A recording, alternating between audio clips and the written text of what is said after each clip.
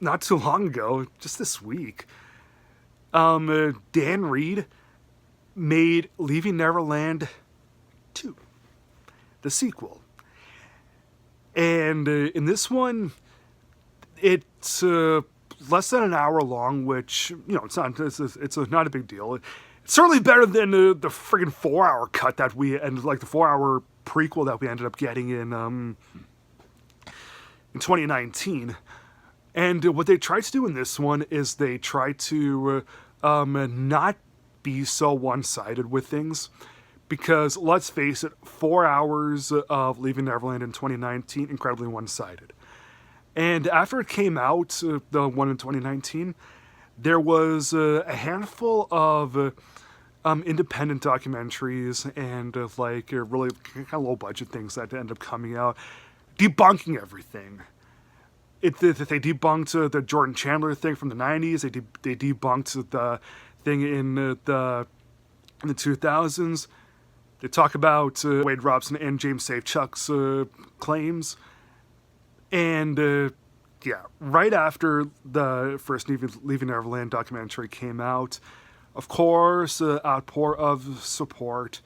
And when it came time for them to actually trying to get the money from the Michael Jackson estate, they didn't get any of it.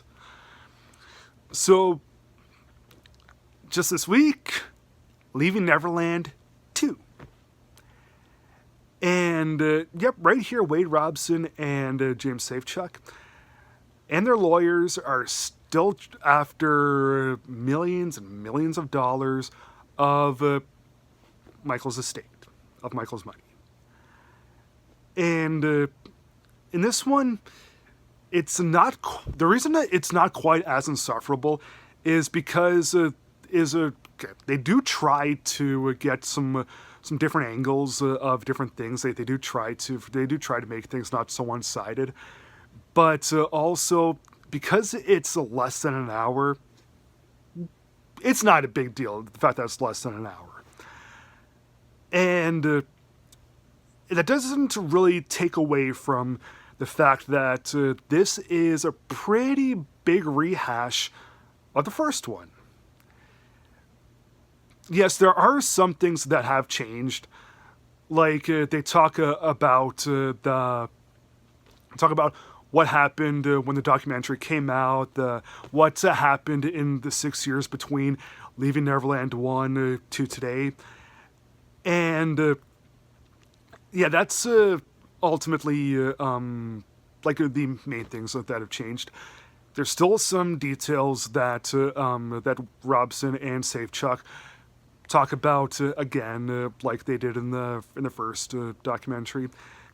Because it's been a few years since I saw Leaving Neverland 1, I don't remember if they talk about different things in this one as they do in that one, or if there's some crossovers, like some repeats. But anyway, when they talk about things, it is incredibly disturbing.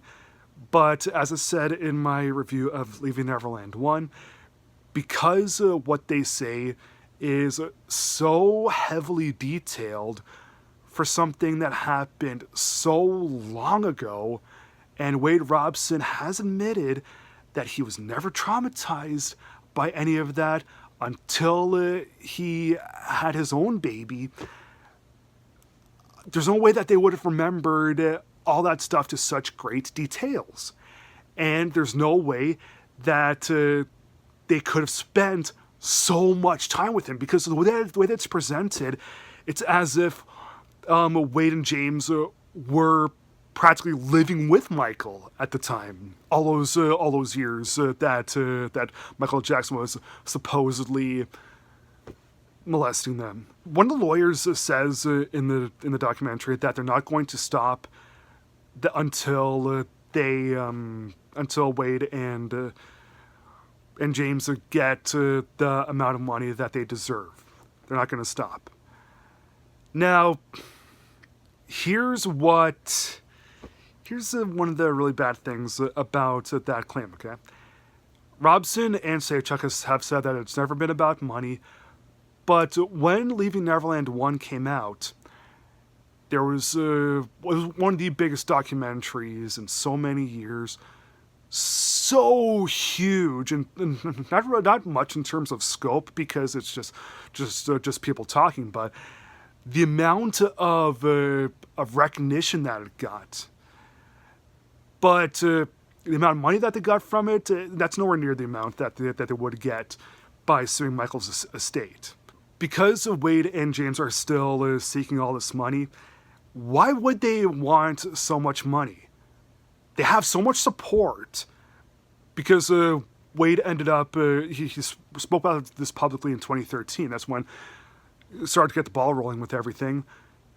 So from 2013 to now, 12 years, he's had such a great amount of support.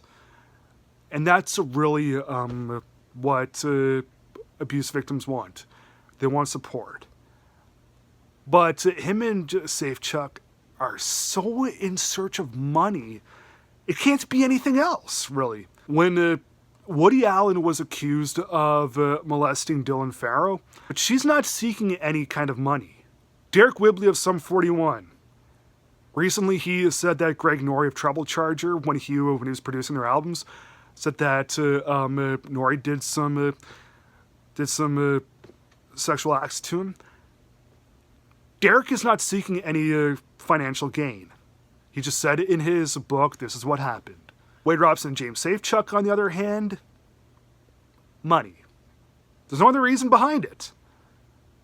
It can't be anything else. As I said in the previous Leaving Neverland review, if Michael Jackson does turn out to actually have been an actual pedophile, then you know what? That is a terrible thing. But you know what's happening with Wade and James is really diminishing all of their credibility to the extreme. And yes, it is weird, Michael hanging around with kids, but you know it's just because of the rough childhood upbringing that he had, and yes, he was kind of a weirdo in the sense of wanting to like regain his childhood, but you know, you've had star witnesses like Macaulay Culkin and Corey Feldman that have all spoken out as to what exactly has happened. So if it turns out that Michael didn't do it to like Corey Feldman and Macaulay Culkin, but he did do it to Wade Robson and James Safechuck, and though there's lots of contradictions that he did it to Robson and Safechuck, that is a terrible thing. But, you know, I don't get how anybody can buy what these two are saying. It sounds so scripted, so rehearsed, and so, yeah, it's just insane.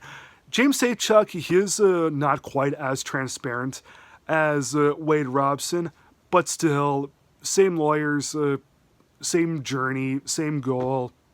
Yeah, I can't. So I feel like giving Leaving Neverland Part 2 1 star out of 4. Thanks for watching. Please like, subscribe, comment, and I'll see you again next time.